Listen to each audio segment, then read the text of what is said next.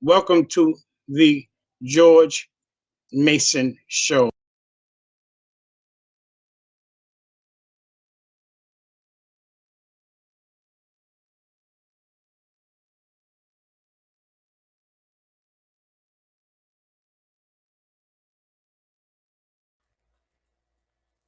Turn the track up a little bit. Yeah, drums and shit. There's a lot of talk going on in the hood, man, about this and that. You know, the average bullshit, you know what I mean? But anyway, despite the niggas talking like a bunch of bitches and shit, I'm about to set this thing off, you know what I mean? See, I'm gonna shine, take money music, powerful ink, Def Jam soundtrack. Only the hood dies young, man. Shine, dog, regardless. The streets is ice cold, man, and it's heartless. See, I'm gon' grind, but niggas don't want me to shine, and I feel it from my own kind. See, I'm gon' shine, dog, regardless. The streets is ice. Yes. I'm gonna cut that short tonight. I have a special guest tonight, so I'm not gonna run my man. That's Yasin. I'm gonna shine regardless, and laid that down some 30 plus years ago, and it was relevant then, and it's relevant now, and it's all good. It's all good. But very interesting. He's a producer, director, screenwriter, and now he has added actor to his moniker, if you will.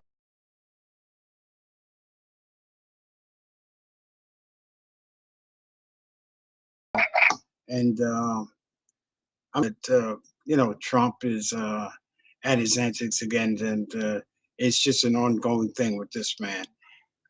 People, is he gonna work his way out of this one? He's got this rape thing coming up, and he's already dealing with so many different things on so many different fronts. But it's hard to say. The jury's still out, literally. Okay, so we'll just have to wait and see.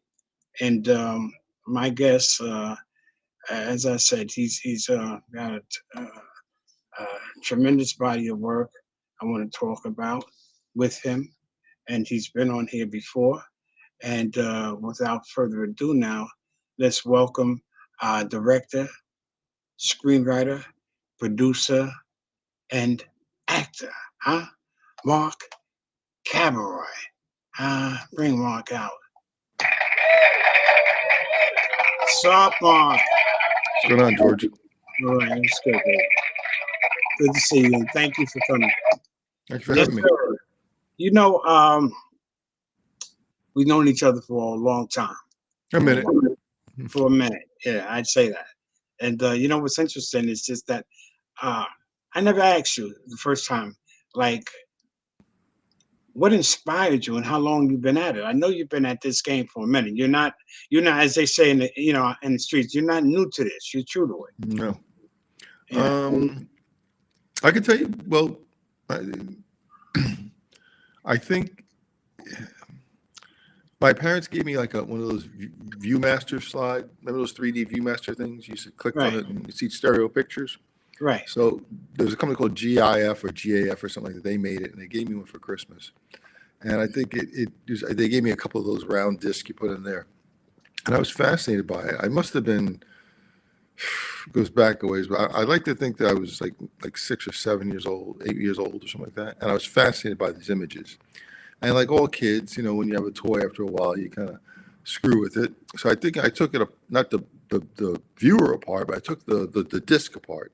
And I saw this little film. They actually clipped frames of a film. What year? What year are we talking about?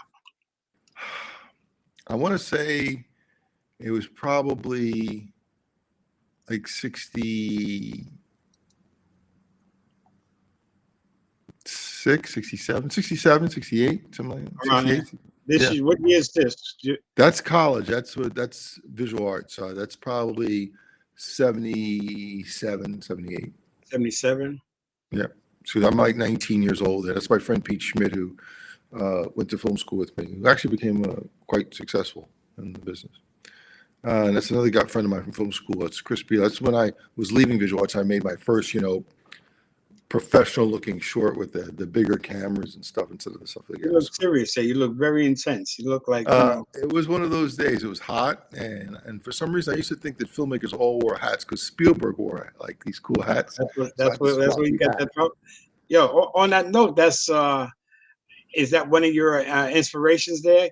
Hey, Karen. Good evening. I'll tell you something. Yes, because up until that point, until Jaws came out in '75. I was only under the impression that most people who worked in the film business were just old men, right? They were always 50, 60-year-old men. And Spielberg was probably the first 20-something who actually directed a major film for a studio and made money. I mean, it'd always been the wonder kinds, they called them. That's what the Germans called them, right? Right. But he was like the first mainstream guy to actually be like 26, 27 years old and direct this movie. George Lucas would follow him a few years later. But yeah, those were that's your inspirations. So those were your. Well, that was. I remember seeing Jaws, and walking out the theater and thought that was the greatest movie I've ever seen. So that's what I was going to ask you. Like, what movies do you, as a director, screenwriter, what do you like? George, stuff like that. For me, it's funny because the other day I was looking at showing my wife Marathon Man. I remember that with Dustin Hoffman. Dustin Hoffman. The famous scene where he says, "Is it safe?" And he drills his tooth, right? Yeah. And it felt slower because I think films were made slower in the 60s and 70s. Now films are the pacing is much more quicker. Right. But at the time when I saw it as a kid, I was like blown away by it. We were all blown away by things like Dr. Zhivago and the Ten Commandments. And those are actually slow-looking films compared to the way films are made now. So for me, it was about 67, 68, I think, when I first peeled open that thing and saw it was little frames of film. And probably about 6 years later, I was in junior high school, and they had an assignment that for English class, I don't know if you ever had one of these English classes, where you could make a film or write a script or something as part of instead of writing a paper. And my parents didn't have money for film equipment. We didn't have any cameras. We were broke. We were broke ass. We was what you call broke asses. And so I wrote a script. I didn't know anything about writing scripts. And the teacher, I forget what his name was, I remember him putting up on the board, putting an A saying, "This is what a screenplay should read like." And it sort of encouraged me that I could probably write. I'm like, 13, 14 years old? Barely in my teens.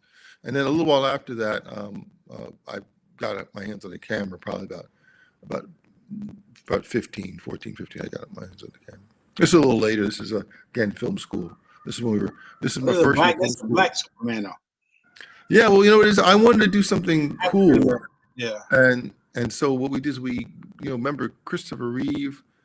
I don't think Christopher Reeve had come out yet in Superman. This is probably pre-Christopher Reeve. This is probably based on the old George Reeves Superman costume. All right. And so we went and we made this thing, which is a pain in the butt. Got Kevin George. Got Kevin tuned in. See him.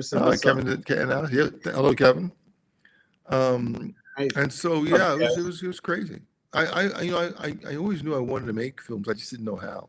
I remember, keep in mind, we're talking the early 70s here. There was no Spike Lee. There was no black filmmakers except for maybe Melvin Van Peebles, Ossie Davis. But these were all men. They weren't like kids. These are people who had knocked around a bit. So there was no real role models, black role models for me. But I just knew I wanted to make it. Yeah, Gordon Parks. But again, Gordon Parks. Yeah. They were not making films in their 20s. These are people who, they were getting shots at making movies when they're probably in their 40s and 50s. Gordon Parks wasn't a young guy when he made The Learning Tree. He had already shot for Life magazine. I mean, I read about these cats. I knew what the deal was. And I remember going to my parents, telling them I like to make films. My dad said, "You know what? It's not a business for black people." He said, "I mean, the only thing that you're going to be is, you look at the Butterfly McQueens and the guy who played, the piano in Casablanca, they don't let that kind of thing. He said, you can go for it." He said, "Just understand it's going to be a hard role. It's just the way it is." Yeah. But because you've done how many movies have you made total? Do you know? This is sad to say. No, I don't, because when I started making short films, I mean, there's a dividing line, right? So I made films as a kid, so that was dozens of those films. And I have like rolls of films I always mean to transfer. And then when I got I out of mean, like when school, you started, like when you officially, not in the six, like 13 and 14, I mean, when you you, mean post film school stuff. right, well, when you got serious, let's say, Well, I was when always you were, serious. I always was. I well, I was mean, serious as as a heart far as attack. I to always knew I really, wanted to do it. This is what I wanted to do. So there was never a day I didn't know I wanted to do this. I didn't know okay, how to do it, but I knew I right, wanted to do it. But I mean, remember, I also got a lot of commercial work. So I mean, I hmm did so I lost track. I mean, I did my own stuff always, but I mean, I can't tell how many commercials and music videos and stuff. I mean, I don't even have copies of them. Remember back then in the '70s, there was no YouTube. There was no digitized. You had VHS tapes. I went to a friend of mine's house the other day to clean out his attic, and he had copies of movies I had made on like VHS that I didn't even have. wow. But yeah, I want to take time out and say hello to Karen. We got Karen. She's from Karen Biden. She's from Wisconsin. Hey, Karen, thank you Karen for is coming on. also she was in an AR in the music business. Also, Nice. she's a manager. She's white I make that distinction. I'll say she's white from the Midwest. Why? Because she is in the culture, in the urban culture. She Nice. manages hip hop artists, and they're actually quite good. And I had Karen on the show. She's invited to the barbecue. Let's put it like that. I hear you. Well, You listen, know what I'm saying? I'm not so much, I'm hip, but I'm not so much hop. So You're not hip hop, no? But yeah, I'm the hip Karen part. I'm is just not the hip hop hop. part. We got Jose, we got Kevin, of course, Kevin Jordan, terrific Hey, Jose. comedian, and Kevin's got several screenplays, and he dying to work with you, man. And I had both you guys on. It was an intriguing interview, and Kevin's always welcome to it's work with very me. funny. Kevin, say that again so he can. Oh, my man. hmm Say what you're saying. I said he's always welcome to work with me. It's Money Marv, my partner there. Good evening. Yes, brother Marv. Let me pick him up. Remember him? Yeah. And so yeah, so we know who inspired you, know how long you've been in the business. He's been serious, as you said. Hmm. And I want to show something, some of your work. And I know you have some TV series, right? With Yeah, we did the Invaders back in 2012. That was uh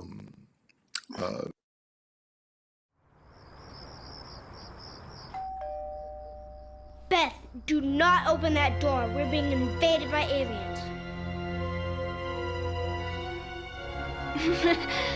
You've been watching way too much TV.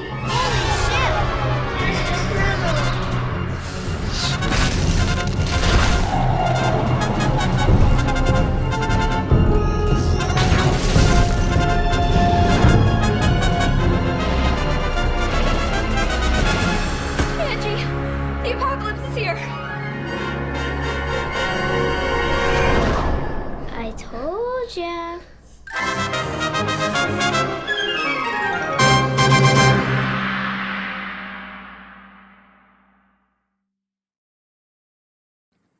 I still get a kick out of seeing that. that looks really good too. Thank The you. quality, everything on that. Nice work.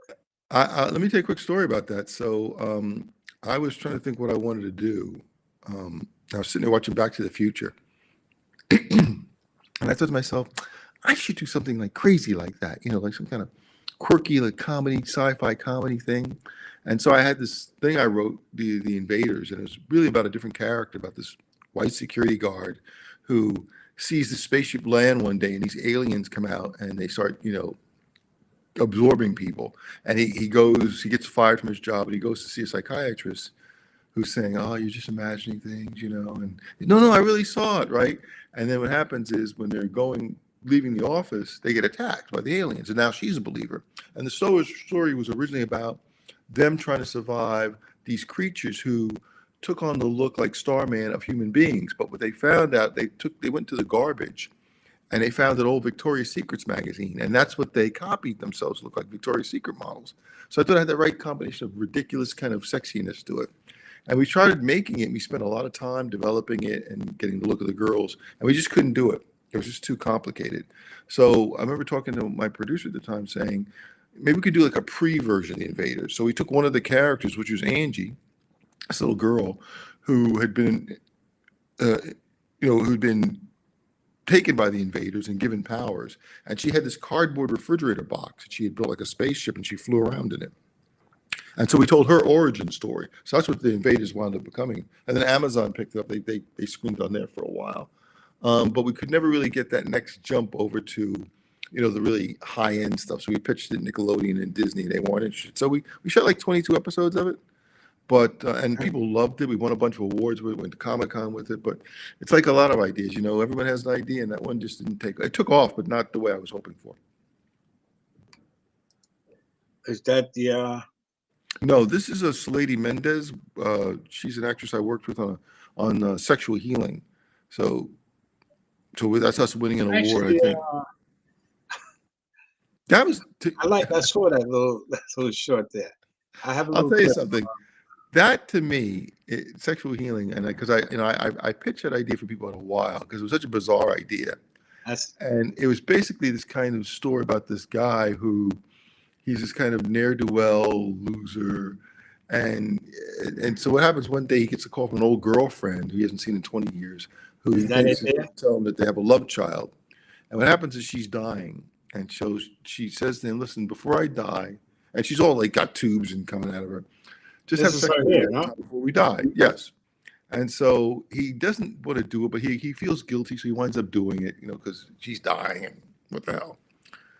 And so a couple of weeks later, she shows up at his doorstep all cured. And she's like, yeah, after we had sex, I got cured. And she's convinced that by having sex with people will cure them.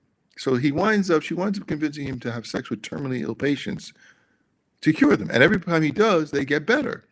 So it was a bizarre idea. And I told to a lot of people. And people were like, yes. And I'll tell you something. It's probably one of the most perfect films I've ever made because, one, it was at this period in my life where a lot of people I was working with had sort of not abandoned me, but they had moved on, and no one really had time for it. And I really wanted to make another film, so I wound up shooting it myself, editing it myself, writing it, directing. I mean, I literally had no crew. I would take the mic for the thing, and I would tape it to a music stand. And I'd slate it and throw it. And so it was only me and the actors in scenes. I think the only time we ever had more than just the actors and me is for the end scene where we had a bunch of extras.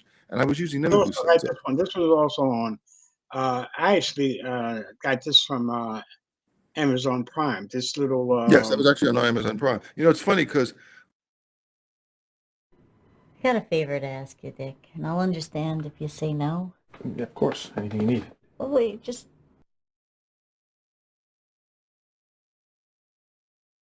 Don't be so quick. Just hear me Anything out. to help you make you feel better, right? Anything I can do. I want you to have sex with me one last time before I die. Anything with that.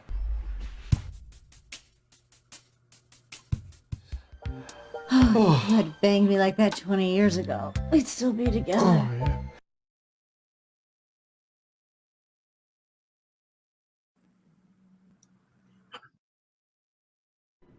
I got a favor to ask you, Dick, and I'll understand if you say no. Yeah, of course. Anything you need. Well, wait, just.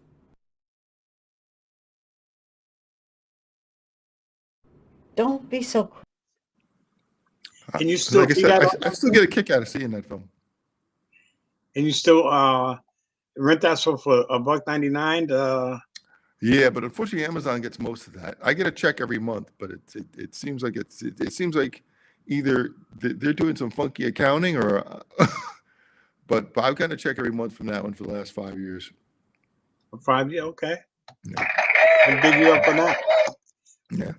Listen, this one here is always.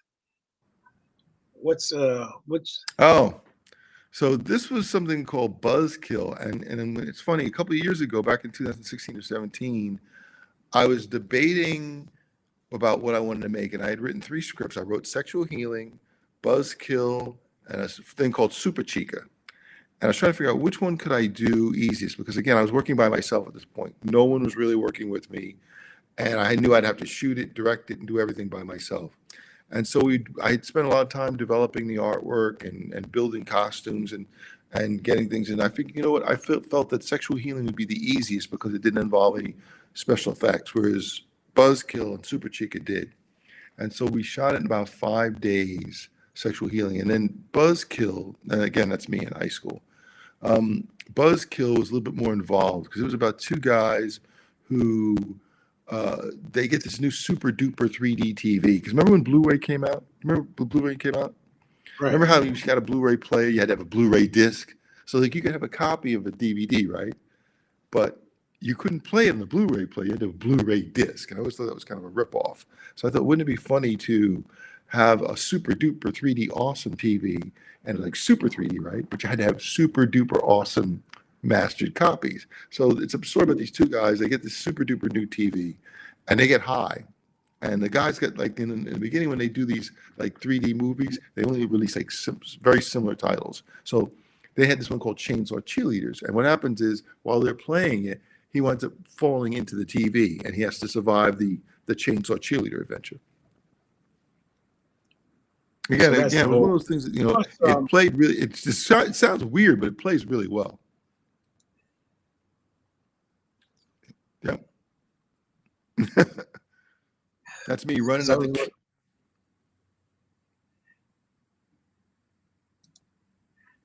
what movie was this on? You were working This is on? an Invaders. This is probably us doing an Invaders episode. So towards the end, we started putting the Invaders out, like on YouTube in the beginning before we went to Amazon, and people started seeing it and contacting me and saying, "Oh, I'd like to work on this show." I'm like, "Listen, I don't have a lot of money. I'm just doing it myself. I'll come out." So I started out with just in the beginning shooting the first episodes with just myself and Marty Davis, who was next to me, and a sound guy, a friend of mine, Ryan, just the 3 of us. And then by the 14th or 15th episode, we had like about, I don't think I'm kidding, about 15 or 20 people just coming out and working on it. Lighting people, sound. I mean, I got to do less and less and less as the show went on. And that was a really great experience. I mean, The Invaders was really supposed to be, it was really kind of a social experiment. And, you know, it's funny, we didn't have sets, we didn't have money. We found a woman who had an apartment in Jersey. She lived in like a kind of a condo apartment. And her daughter had this bedroom that looked just like a kid's bedroom. Because I wanted the bedroom to be like a kid's bedroom. We were going to build one. And it was perfect. You didn't have to do anything to it. All we had to do was just move the junk out the way. And her daughter never slept in it. Her daughter slept with her. So we were in that room shooting The Invaders for probably over close to a year. Just shooting episodes of what Angie went through. Because like I said, she builds her own spaceship and her own ray gun and goes and fights these alien invaders. And she's like 7 years old. And the kid who actually played it was actually 7 years old when he did it. That was convenient. It was. I mean, she was like 9, I think we finished. This is Sweet Life. Sweet Life was, that was when I still had producing partners. And what happened was I found the script online. I didn't write it, but it had my sensibilities. And it's funny, you know, you read a lot of scripts from people, and I think the scripts that I was always drawn to were scripts that I didn't necessarily write, but it sounded like me. And basically, the simple story plot was 2 teenage kids go to a poker game, an illegal poker game, and they sneak chips in to the poker game. And so at the end of the night, they cash out the chips that they snuck in, ripping the mobsters off for like $400. And they figure it out at the end of the night. They do the count up and like, wait a minute, there's extra chips here. And they're trying to figure who would have came in and done this. And they figure it's these 2 kids. So they send their enforcers out to get the money back. And it's only $400. So, But it's the principle. let me play this little clip. I think this is, then you'll elaborate.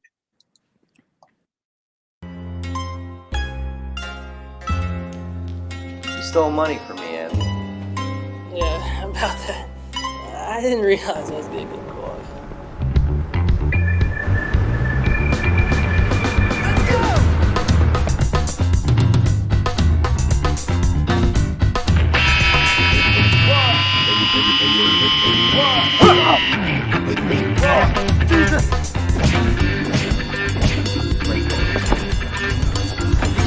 Just want to talk.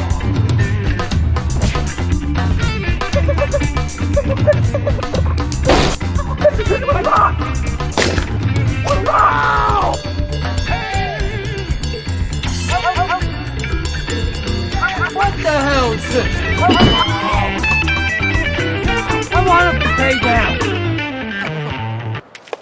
Try it again, you need practice. Wait. man. I want my goddamn money back. You suck at this. Somebody's swimming around all over the place.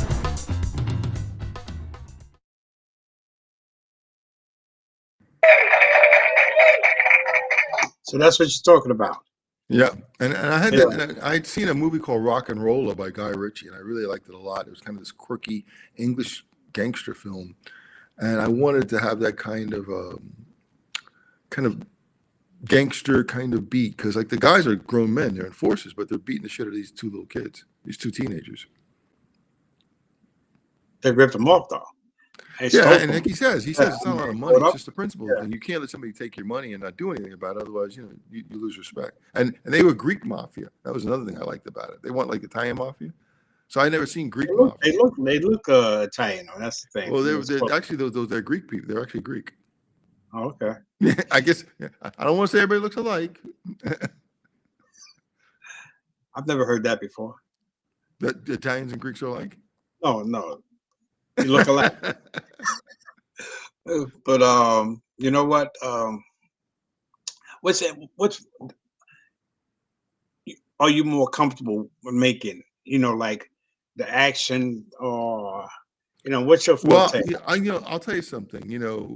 I've always loved the idea of action, but action's no joke when you do it. And a lot of times I'll work with actors and they'll want to do stunts and stuff, and I say, look, let's do it this way, or let's do it that way. So, oh, no, I can do it. I'm like, look, I don't need no Twilight Zone stuff going on here, okay, where somebody gets hurt or killed.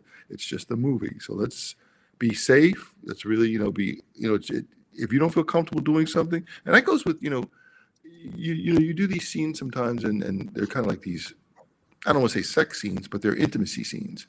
And I'll always tell actors and actresses, if you don't feel comfortable, we'll find a way around it. It's just, I don't want to be anybody's bad story. Like, oh, I did this and I felt like I was taken advantage of.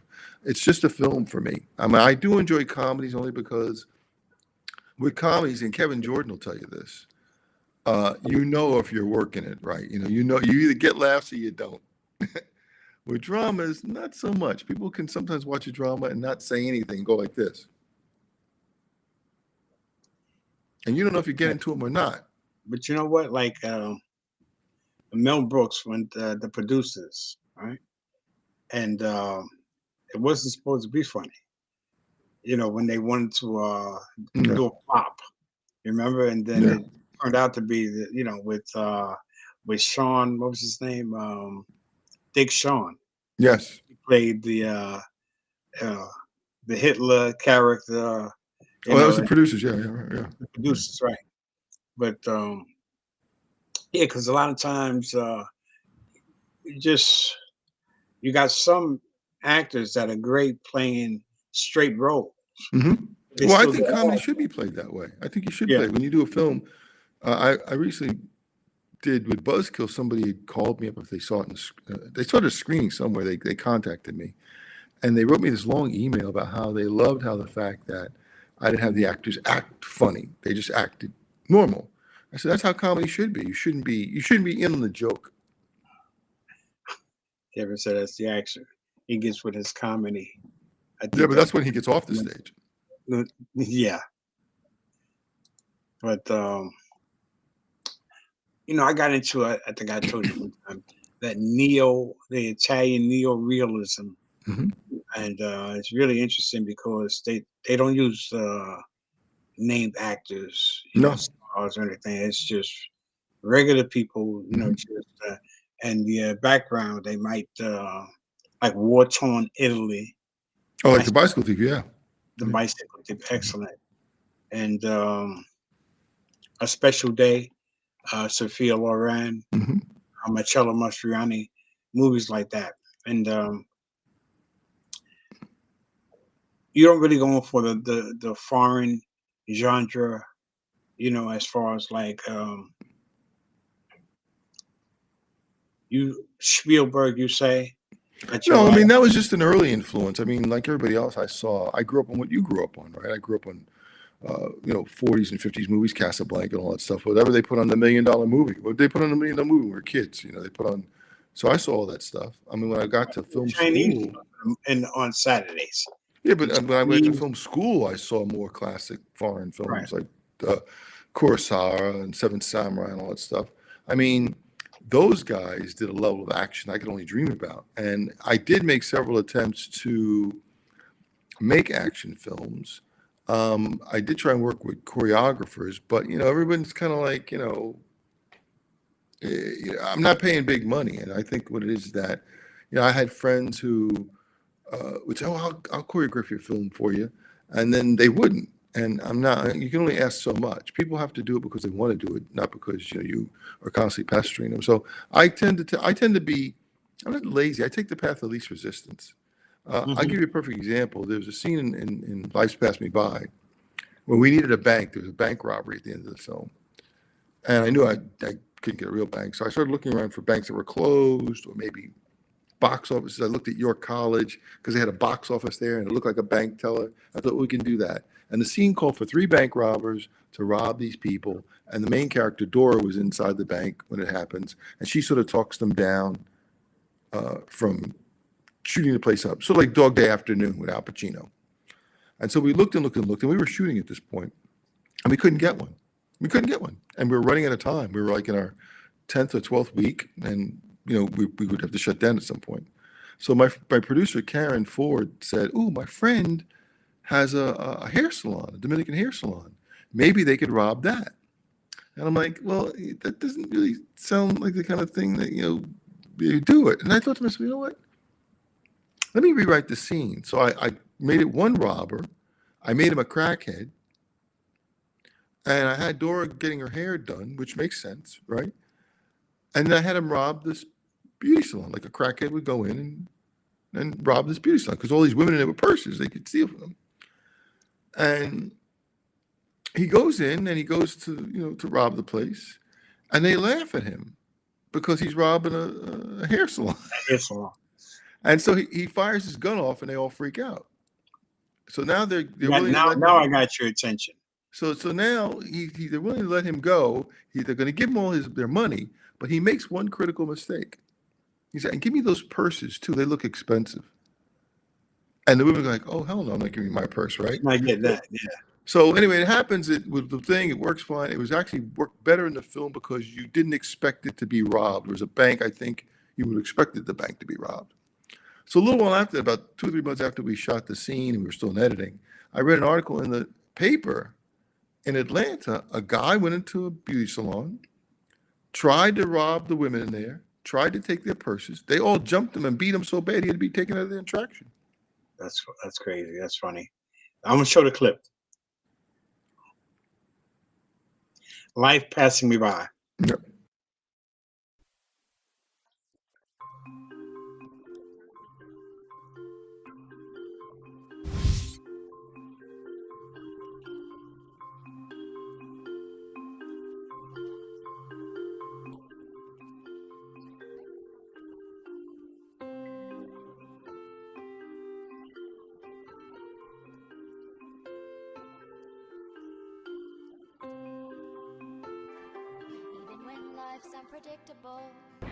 Well, what do you think I should do? What do you think? What do you think I should do?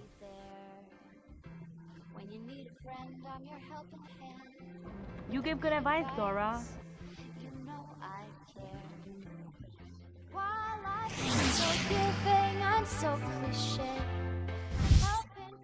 Yeah, but you don't expect that other person to be your sister.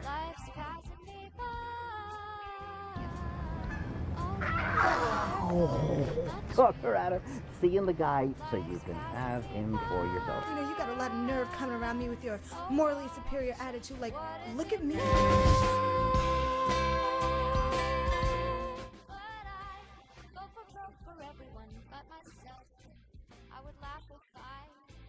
Wasn't crying. I've been trying to matter, trying to please. I don't even know what matters to me. Life's passing me by. Oh no, there go my dreams. Life's passing me by. Oh why? What does it mean?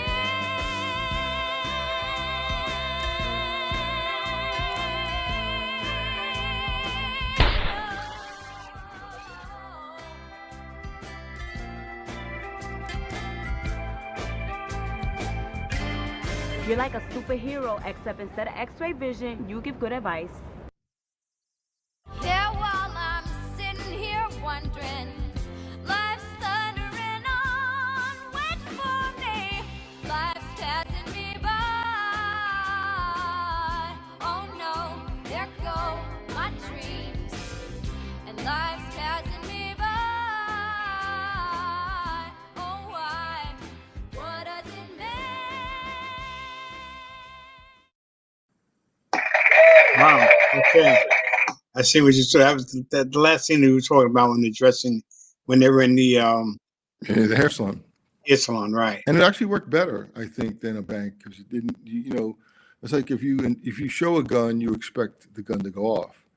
Whereas if you don't show the gun and somebody just pulls out and shoot it, there's more of a surprise element. I think it works better that way. So not getting what you want sometimes is kind of better for you. So I always take the path of least resistance. I sort of just fold into what I have in front of me and what I can use. So in that way, I am like the Italians and neorealism because, and I use a lot of people who aren't actors. It's hard because I think with the Italian cinema, I think what they have going for them is because it was a broad cinema, they had a lot more people to choose from. So they didn't it's not like they just pulled some guy off the street. They probably looked at a lot of people and said, okay, this person's real, and they can make it work because it's mixing real actors with people, and they sort of improvise and make it work. Choi does it also, who did The Eternals. She did a couple of films like that, where she mixes real people with act. She'll put like one real actor in there, and she'll mix regular people in there. I know. I was listening to what I think it was Francis Ford when he was talking about The Godfather, like on what you were talking about, like having like working with what you have there in front of you. Mm-hmm. Remember the scene where right before Tom Hagen was kidnapped, the scene he comes out of the department store. Mm-hmm. And after Michael and Kay, they're coming and they're walking down, and then Kay sees the article that his father was just shot. And he's running, he's looking for a phone booth. First, Francis Ford said there was no phone booth across the street. He said, you know what? Just put it there. He said, don't worry about it. Mm-hmm. It was running around like, what are we going to do? There's no phone booth. He says, you're the director. Just put it there. So that's when I say that. When you said that, that's what I thought about. Like fuck it. Who knows? You wrote it, right? So really, I think that a good example of filmmaking is that we create our own reality. So you look at a perfect example is Woody Allen. You look at what he did. Like he did a thing called Manhattan. And in it, his character's 43 years old, but he's dating a 17-year-old girl. And the actors in the film, not one of them go, what? Because they don't react to it. Now, I remember being in the theater watching Manhattan. Right. And I'm thinking to myself, does anybody see this but me? I mean, he even has a line where he says to his friends, I'm older than her father. But it works. Yeah. But I'm thinking to myself, I was the one who's taken aback by like, they're like acting like it's okay. I mean, but you create that reality. He created that reality and people accepted it. I'm sure now they're looking back at it and going, oh my God. But they weren't saying anything, 30 or 40 years ago when they gave him an Academy Award. It's like Kevin doing stand-up. You create, as you say, you create your own reality. Sure. Like he's doing improv. The audience doesn't know. So they only know what you tell them. And that's it. So you produce, you direct. What is more challenging for you, and what do you enjoy more? If those are fair questions. Well, it's changed throughout the years. I mean, I used to enjoy the actual shooting process, but that was because it was simpler. Now, because films are more complicated to do, because I'm more ambitious, the shooting I do enjoy to a certain extent, but it's a little bit more nerve-wracking. I think what I've been enjoying mostly now, I've been doing the rehearsal process. I really like working with actors and letting them do discovery. Kevin's asking me how many features. I've only done one feature, Kevin. I've done a bunch of commercials and music videos and stuff, but most of the things I've been doing lately have been short films. And tell the audience like how the time between the Well, short film. what I traditionally like to do is I like to work with actors for at least a couple of rehearsals, physical rehearsals. If I could, I'd work with them for weeks if I could, if they gave me the time. And then usually, traditionally, I shoot about 3 to 5 days on a short film. Because usually, like I said, I don't have heavy crews. I mean, some films I've shot in less time. I shot something called Mr. Famous that I liked a lot, which is basically a story about it actually happened to me and my wife. A story about a couple who invite another couple to lunch at their house. And when they get there, the wife introduces him to her husband. And she says, "Oh, you know this guy, right?" And he goes, "Oh, yeah, this is your husband, right?" And it turns out he's an actor in a television show, like Grey's Anatomy, one of those shows. But instead of calling it Grey's Anatomy, it's called Chasing Medicine. So he plays Dr. Chase on Chasing Medicine. And the couple are like, "Oh, that's great." He said, "Have you seen the show?" "No," because there were shows that my wife watched. I never saw the shows, but if I met those actors in the street, I would know who they were. And so I thought, wouldn't it be funny to have an actor on a really successful TV show? And he goes to have lunch with people, and he's so used to people recognizing him that when they don't recognize him, they've never seen his show, he realizes a lot of who he is based on his being famous. Right. And so when you don't have the fame, and it happened because I think also I was watching football with somebody. I'm not a big football fan. And somebody said, they introduced me to some football player who was like really famous. I'm like, "Oh, hey, how's it going?" And I think the guy was a little taken back, but I didn't recognize him. Yeah. And I didn't mean to be rude. I just didn't know who the fuck he was. You didn't know. Right? And the guy had been playing in the NFL for like years. It wasn't like he was just a newbie or something. And I thought, wouldn't that be funny if you go somewhere and you're used to people like kissing your butt and that's like, okay, you're just a schmuck to them. What about Oprah when she went? Forget where she was at, and oh yeah, and they 40,000. She's got a purse. I was like 40, 50,000. You can't afford that. Yeah. She says, "Well, Miss, I think she took the bag from her. Says that I think this might be more. Gave her like a $20 bag." Huh? Right. Oprah. Yeah, you know what I'm saying? So, well, I think that what that tends to do, I think a lot of that tends to bring you down to earth. Like a lot of movie stars will say, they live in this bubble, but then they go home to their kids, and their kids don't think they're famous. The kids, "You're just dad to me. You're just mom, right?" And so that brings them down a lot. And I think that's what the experience is like. We could all use a little humbling. Keeps you grounded, humbles you. No question about that. But imagine like Michael Jordan, those guys, had to have that kind of fame, have that kind of notoriety on the daily. You walk out your door and, like Brando, when Brando was Brando walking out, even still. I'll tell you a story. I was having lunch years ago. This goes back years ago with a film editor named John Carter, very famous film editor. And I was young. I was trying to, get in the business, and he was thinking about directing. So we were having conversations about me providing with scripts. Were you this young? Yeah, I was that young. As a matter of fact, I'll tell you how crazy it was. The first script I ever gave John, I was working at a job, working at a textile factory or something, or no, in a perfume place. And I remember he called me up there. I was working like as a receptionist or something like that, because I'm light skinned and I sounded good on the phone.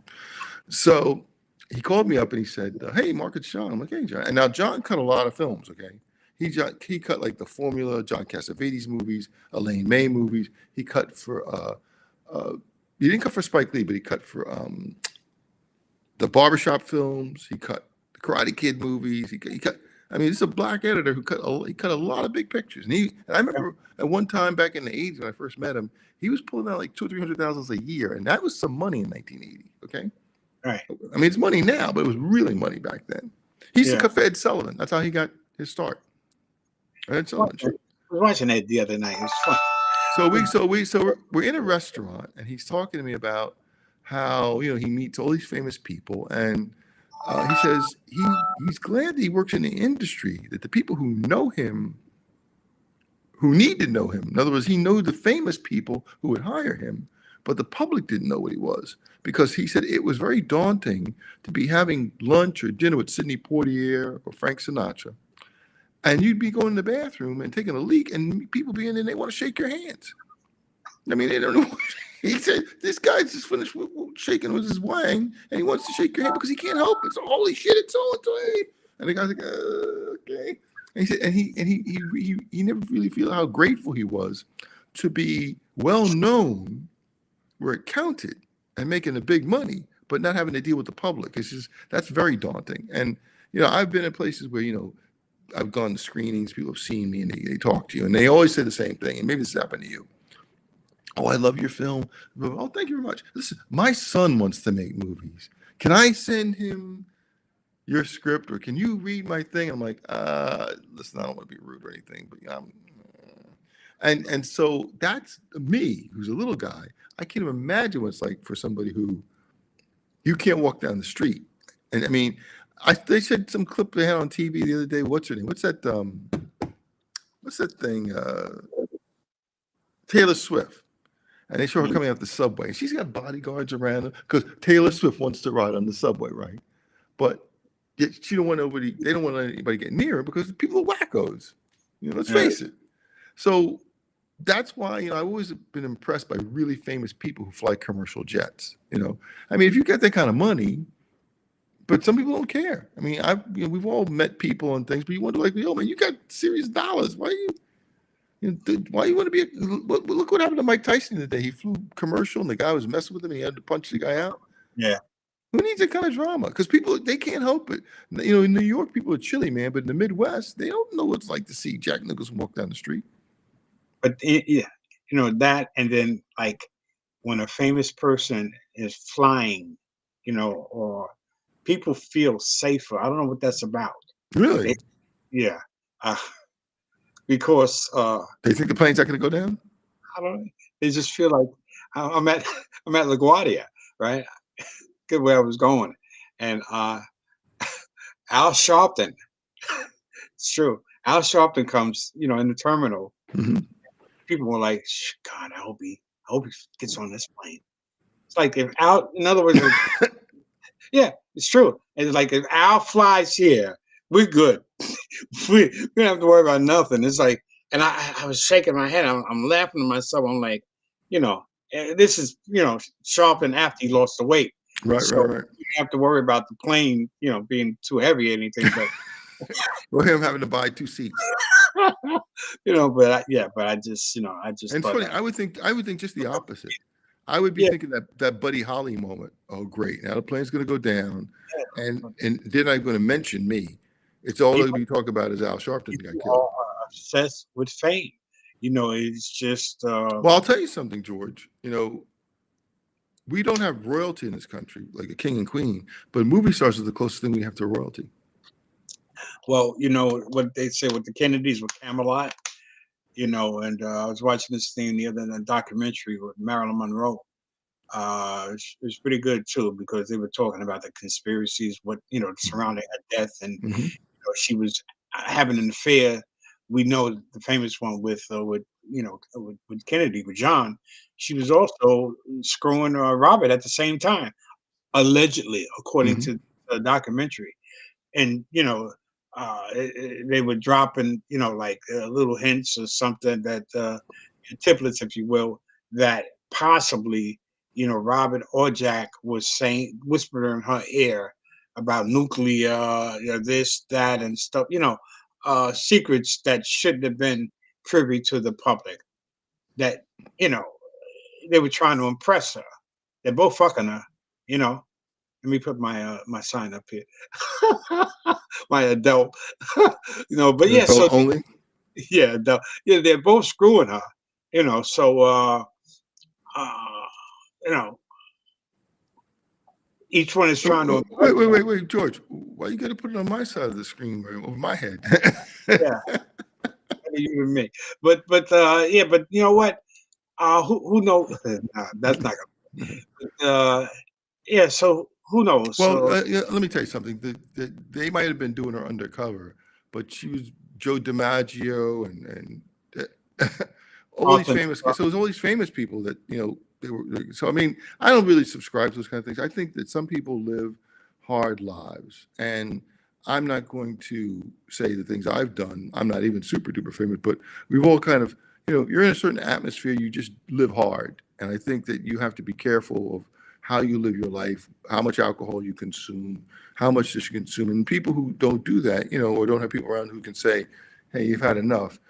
It's easy to get. I mean, right now they've got all these people like Williams, who died of a fentanyl overdose and all this other stuff. But people, rock stars, movie stars have always have killed themselves because there's nobody who can tell them no.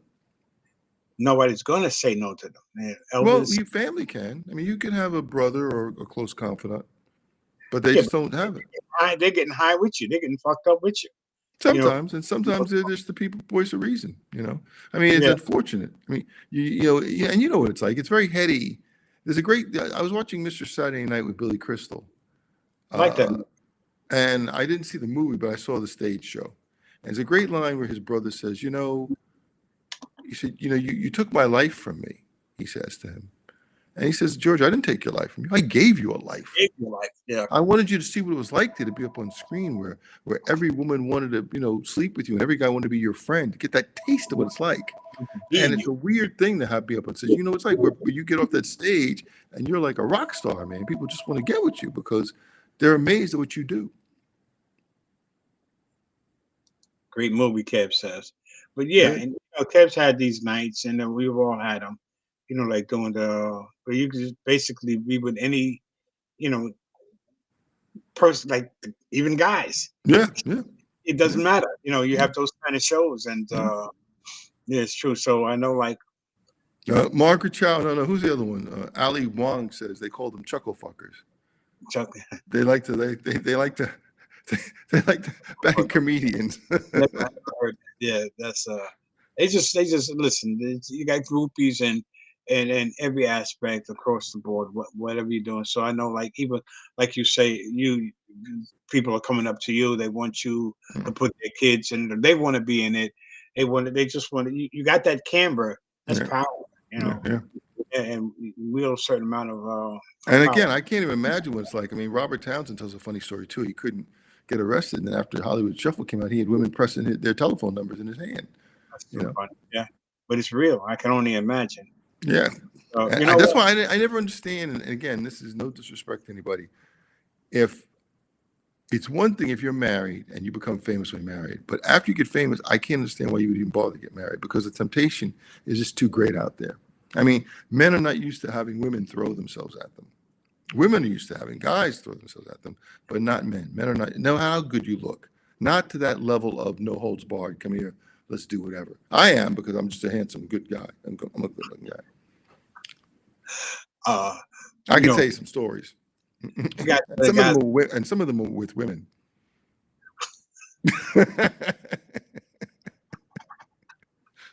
Yo, you crazy. But and you're right. You're a good writer, very good, excellent writer. I'd say that. Like with Kev, like Kev's an excellent writer as well. He's got his.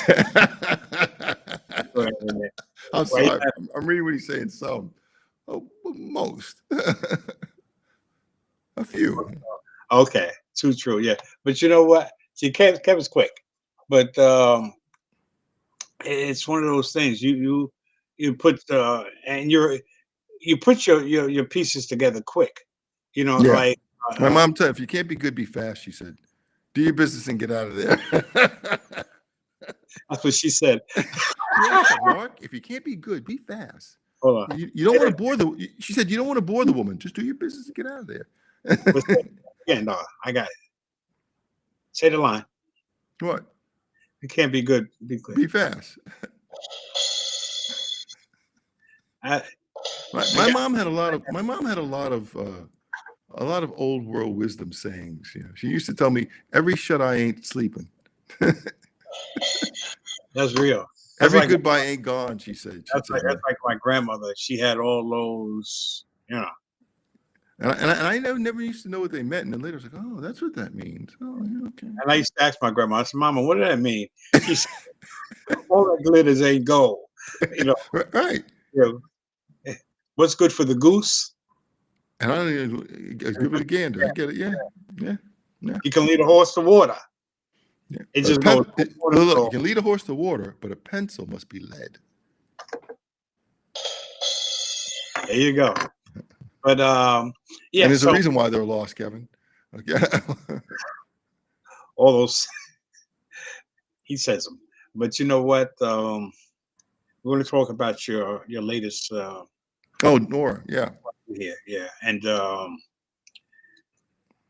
I actually saw the whole of what you had first made. The first, I got Yeah, it. yeah, because with Nora, I decided, it's funny. Nora was an idea I wanted to see made. I had this idea. You know what? Nora came about because I wanted to do a sexual healing television show. Mm-hmm.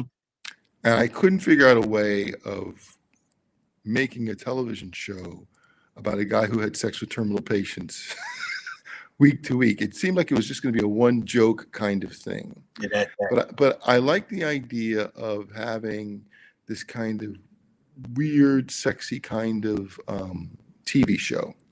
And so when I wrote Nora, I thought Nora was originally going to be like 25. Yeah, who's that? Who's that handsome guy in the background? Yeah. And did that surprise you when you first saw that? It did. And you know what? You know what really got me?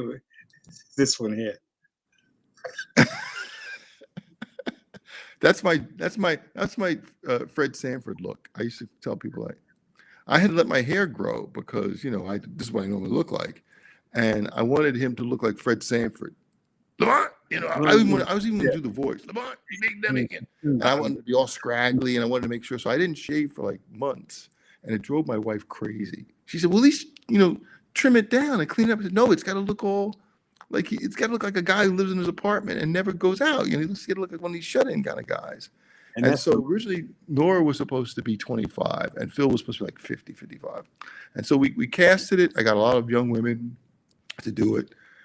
We went to a lot of auditions. I've had an actor lined up. And then when I sent the actual, because you give them sides, and I narrowed it down to like 6 actresses. And when I sent them all the original script, they all backed out of it. Tell people what sides are. You're sides are just like a few pages from a script. So it might be a specific scene or two that an actor will read. And then based on that, that's what you audition them in. And usually the trick to a side is you give the actor the scene or pages that is the most difficult. In other words, the one that really kind of defines the role. Because if they can do that scene, if then they the other get stuff is easy. Yeah. Mm-hmm. And so I gave the sides out.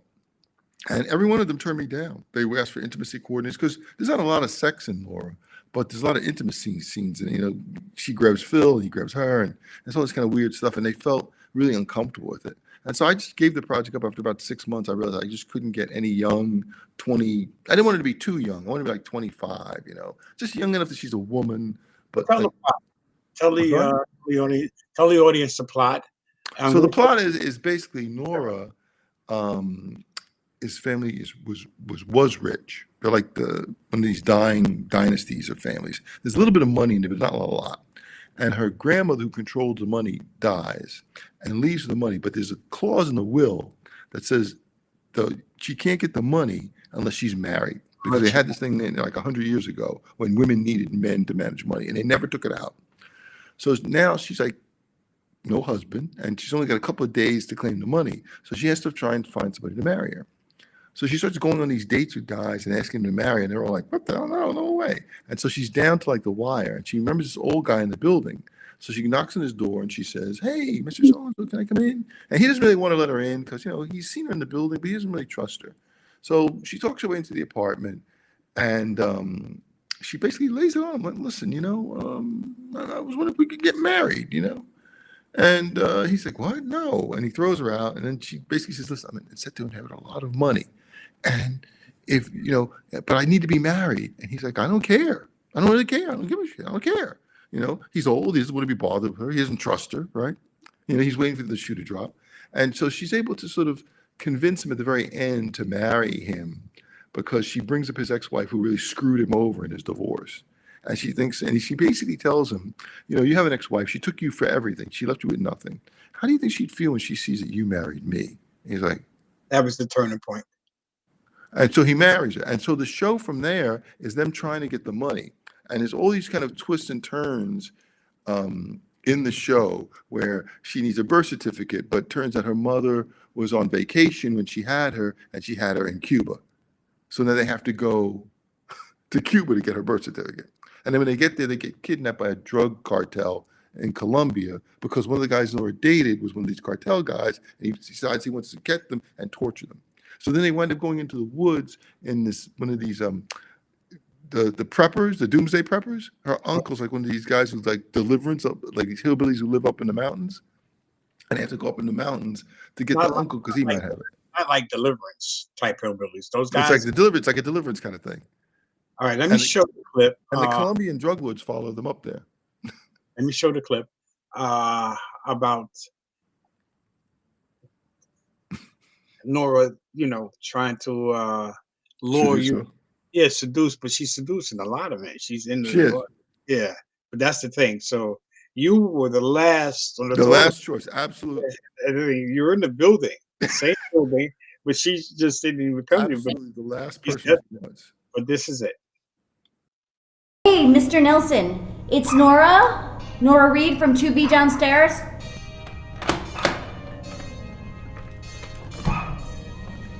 Everything okay? Could I come in for a minute?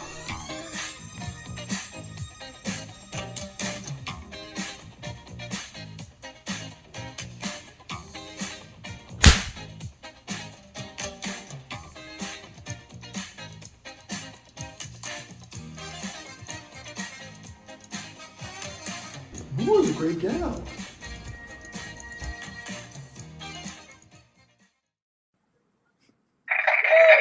So I take the lady with her finger up, and then that's your wife. That's the ex-wife. The ex-wife. Yeah. And at the scene at the end, and in the bar. Now they only showed one guy running out, but when I saw the whole, yeah, that's just a trailer. So we just, that's just yeah, there's so many, but yeah. So I married Nora, and so people. We got 636 people in the room now, which is good. People started coming on. You can go to the website and see the trailer and the behind the scenes at www.imarriednora.com. The first episode will be up later this year. We're still in production with the show, so we wanted to get a couple more episodes in the can before we start showing it. But then we'll let you see the first episode for free. And after that, we're charging like 99 cents to see future episodes. But we'll let you see like a drug dealer. We'll let you get a taste for free, and then you can pay for it. What do you know about that? I've read. Okay. All right. Is this a good expression? I've read about it. What did you with your acting chops? How many it's funny, and I acted in my own stuff when I was a kid, and I remember getting into an improv group when I was Kevin, this is for people who have real money, not that kind of crap they're paying you on cruise ships. Not chits or whatever, free drinks. They're paying you. You got to go and get back at him, man. So what happened was I got into the improv group when I was in between. When I was getting ready to go to school, and it was the precursor of Second City. So the guy who was running this improv group, actually, he's the one who developed Second City and all this stuff. And he was like in his 60s or 70s or something. And so my friend Michael Golding got me into this, and we did that for like a semester, about a year. We toured, but I hated acting. I didn't like it because I never really thought I was a good actor. Right. I thought I was very self-conscious. You create your own path, pretty much. Because you know what you write, you direct, you produce. Well, at the time I wasn't. At the time I was doing improv, so I was. And I did stand-up for a brief period of time. That I give you hats off to you guys who do stand-up. I did that Catch Your Rising Star crap where you had to be on there at 3:00 in the morning, and man, that was like the worst. Going on late at night because you're like the last crappy comedian. There's 3 drunks in the thing, and that's what you're playing to. Well, that's when you work your soul. If you got it, something. I did that once or twice and said, "This isn't for me." No. Yeah, but it's a hell of a journey. But and so what happened was we were doing a movie called Blindsided, and we were in LA. There was a screening of it, and Maria and I were in LA with my friend Mike, and we stopped by my old friend Michael Golding's house, and he had a copy of a movie we did when we were in college called Drugs in the Mind, which is actually kind of a precursor of Buzzkill. And Michael put it on. And it was me, we're like 19, 20 years old, we're doing it. And she laughed her ass off. She said, "This is great. You guys should do like another movie together." And I'm like, nah. And so she never got it out of her head that, I had done this comedy bit. And so when I was doing Nora, I gave up on it, and I was telling her about it. We were talking on the phone. She said, "Yeah, it's a great script, but no one wants to do it because the girls feel kind of weird about the intimacy scene." He said, "Well, send me the script. I'll take a look at it." So she read it. She said, "Listen, I'm too old for this. I'm not 25, but I would do it." And I said, "Well, you know what? I could probably make Nora older because she doesn't have to be 25. I just thought I didn't want it to be a weird age discrepancy. I wanted it to be like 30 years between them, but I didn't want Phil to be like 80. Well, she's desperate. She is. That's basically what Right. it is. Right. But I knew that we had to carry this thing for like 10 episodes, and I didn't want it to be. I wanted it to be believable. Like one of my friends told me, "You don't want the people to think he's so old he can't get it up, or he's like totally out of it." Because one of the gimmicks is once she gets married, she turns out that they have to have a kid. And they have to have a kid because they get more money. So now she's not only satisfied with marrying a guy, but she wants him to impregnate her. Right. And that's a whole nother comic episode where she tries to seduce him, to do it. So how many eps you got now? You said you There's got 10. We've written 10. It takes place. It originally was supposed to take all around the world, but we just do it around the United States. It goes from New York to Florida to Arizona to Vegas. We were supposed to shoot in Cuba. We scrubbed that. We decided to make it Miami. So we're just moving and shucking and jiving as we go along. Okay. All right, But Mark. originally, I really wanted to go to South America to the jungles. I thought it'd be cool if they had to look for buried treasure and stuff. You can barely walk down the fucking steps. How are you getting to the South? Phil is twisted. So it was kind of crazy. Nora's a hottie, man. Maria's funny and she's fearless. I'll tell you something. A lot of the physicality that was in the final pilot you saw wasn't in the script. She was like, "Oh, let's do this, let's do that, let's do this, let's do that." And I'm like, "Are you sure?" Okay. And I showed my early versions to cuts to friends of mine, like, "You can't go too far in the first show, Mark. Where's it going to go? Where are you going with this?" Right. So I pulled it back a lot because you saw the rehearsal tape too that we did. That was even crazier, right? In the rehearsal tape. And then we did the final pilot. And the elevator. Yeah, it was crazy. So I pulled it back a lot. And but so it's kind of like this 80s sex comedy, but it's also more of a kind of a romance because what happens is I think during the course of the story that Nora sort of gets feelings for Phil because where everybody in her life is either trying to hurt her or use her, here's a guy genuinely just is trying to just help her. Yeah. But I didn't know if people would buy that. They want to get at some of that inheritance, So I didn't know if people would buy that kind of romance. So I had to be very careful. Buy whatever you put in front of the line of walking it. There's a scene where they go up into the Ozarks, up into the New York State mountains, and they find this guy in a cabin, and he gives Phil moonshine, and Phil's never had moonshine, and Nora grew up on it. So she's drinking moonshine. He's like, "I don't want any." Like, "Oh, go ahead." And so he's like this, and there's one scene where he seemed, and it's one of these things like. You see him just go over, right? Like that. Yeah. And then it cuts to another scene, another location. You see him come up like this. And so it's like this kind of crazy. And it's like the Hangover movie. It jumps like 3 days later. He's on a beach somewhere in Costa Rica with no memory of what happened to the last 3 days. And so a lot of the film is taking place like how he got there. Okay. So it's kind of crazy. It's crazy it's a crazy fun show. So very ambitious. And just, I don't know if it's a side note if you know this, but that was all shot with cell phones.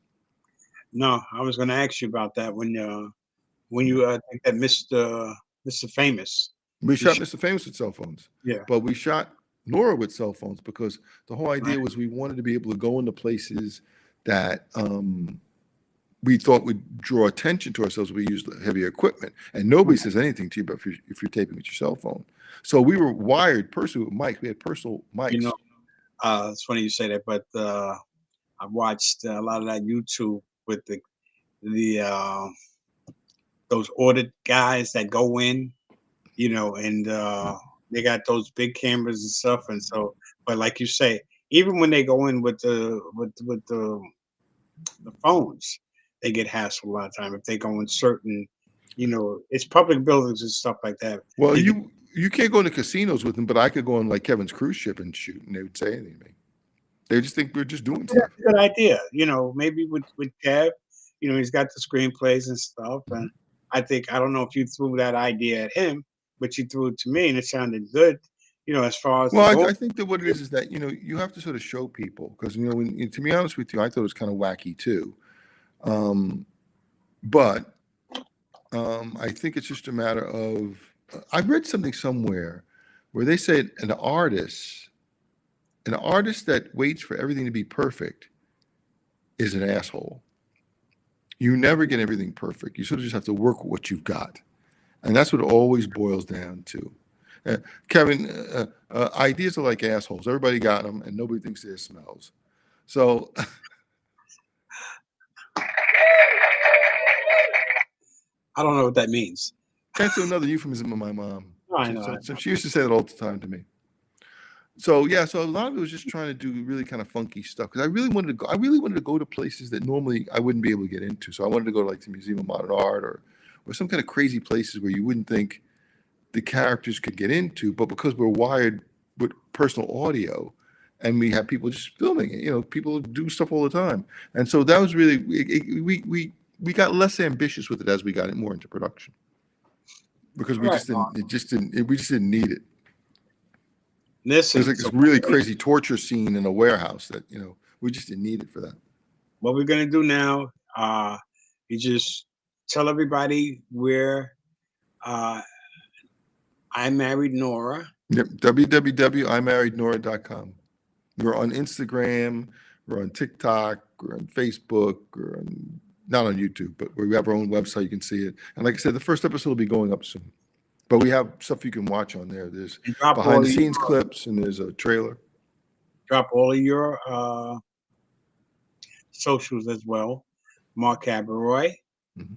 Where can they find you and see you? Well, it's my name. Can I type in here?